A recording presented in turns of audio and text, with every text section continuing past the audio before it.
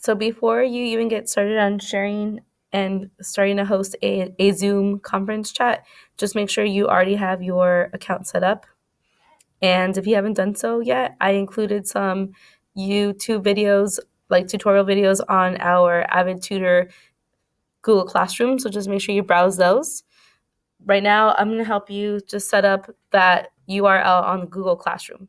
So in order to get that going, you're going to just go to the Zoom website first, sign in, and then you'll click host a meeting. I usually click with video on because then you have the feature of turning it off anyway. So I just like the option in case you guys want to use the camera feature. And then it says open URL Zoom launcher.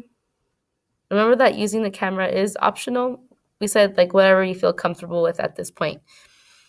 If you haven't already set up your computer audio, I have already tested this, so I'm just going to click join with computer audio. And before you even share the link with the kids, just make sure that all the features and all the settings that you want on your Zoom chat are ready to go.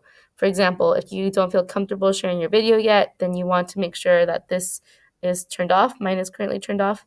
And then if you also want to make sure that you're muted here on the left-hand side, make sure you're muting yourself. That way, as students come in, they won't hear you.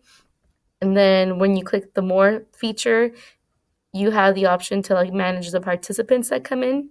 So you might want to have this ready to go because remember we said that we might boot somebody out if they have an inappropriate username, or you might want to mute them, or even more, rename them. You could. On the bottom it gives you the options to mute everybody. And then it also, if you click more, you could mute everyone as they come in on entry. So this is a good option if you don't want kids coming in and like, being too crazy as your chats get started. You could just mute everybody. And you also here you have like the ability to lock that meeting. So remember we said that if you already reach like your 8th member, you can lock the meeting, and then after 30 minutes, just open a new session with new students. Once you have all the features that you would like, that's when you can click the invite button. And since we're going to share it on Google Classroom, just click the copy URL button. Then once it tells you your invitation has been copied, you can go to your Google Classroom page and just make sure that you are in the section where it says classwork. I like to click the create button, and the option I like is assignment. Under assignment, I would say type your name. So I would put like Mrs. Cruz's tutorial, and then maybe we can add the subject or subjects that you're doing.